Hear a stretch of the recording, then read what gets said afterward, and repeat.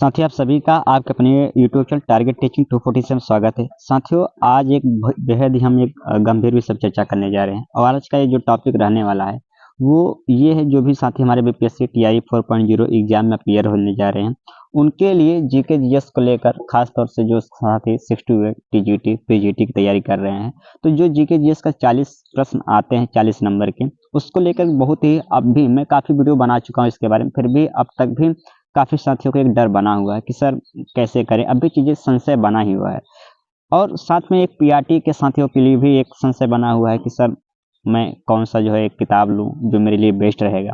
तो पीआरटी के लिए, टीजीटी पीजीटी के लिए, 6 to 8 के लिए, इन सभी साथियों के लिए ये वीडियो बहुत ही इम्पोर्टेंट होने जा रहा है।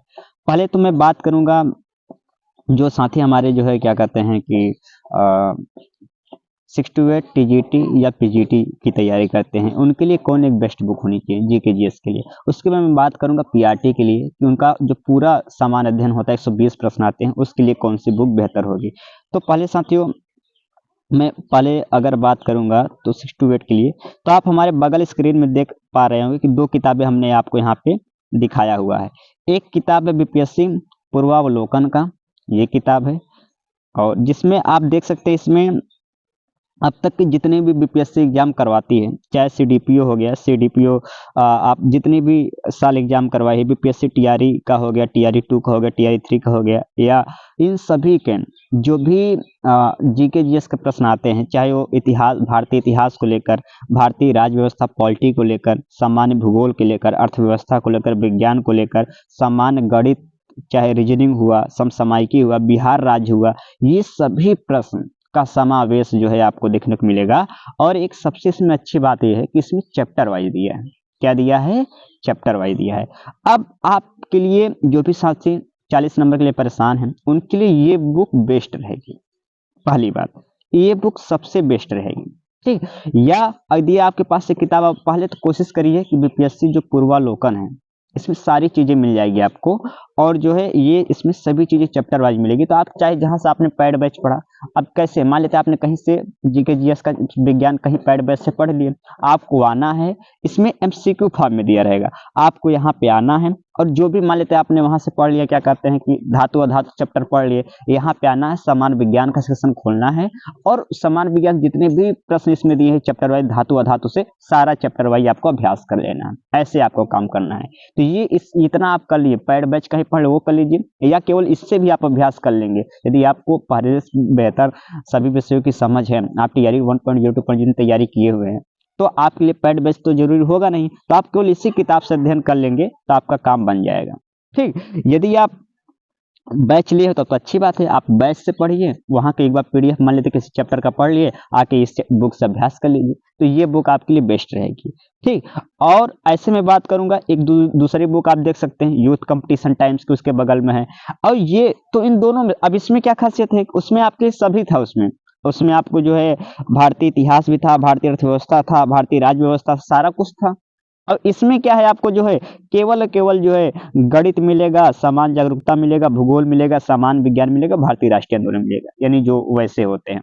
तो ये आप अब लगभग किताब के दाम भी थोड़ी से आगे पीछे हो सकते हैं, थोड़ा सा बीपीएससी पूर्वालोकन महंगा पड़ जाता है और ये 200-250 किताब पड़ते हैं यूथ की, तो पैसे की आगे पीछे भी है। आप इसे ऑनलाइन मंगा सकते हैं, ऑफलाइन मंगा सकते हैं, लेकिन इन दोनों में से कोई भी किताब आपके पास रहेगा तो बेस्ट रहेगा।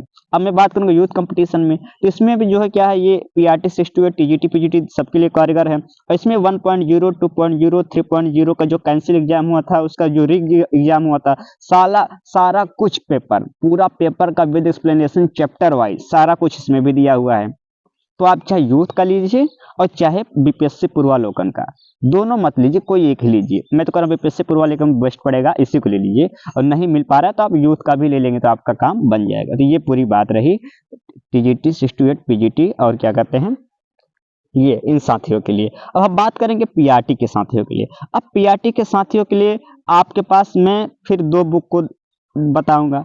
अब पीआरटी के साथियों के लिए क्या है, पीआरटी के साथियों अगर मैं उनका सिलेबस देखूंगा तो उसमें सभी विषय शामिल हैं, चाहे आपका इतिहास हो, चाहे गणित हो, चाहे समान विज्ञान हो, चाहे करंट अफेयर हो, चाहे भारतीय राष्ट्रीय आंदोलन हो, चाहे तर्क शक्ति हो, सारा विषय, एनवायरमेंट हो, भूगोल हो, सारा विषय शामिल है।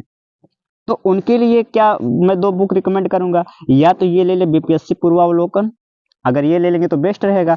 अगर नहीं तो हर साथी के पास एक किताब ये मौजूद होता है जो बगल आप देख पा रहे हो हमारे लुसेंट की, ठीक। दोनों वैसे ही बीपीएससी पूर्वावलोकन में भी सारा कुछ आपको मिल जाएगा।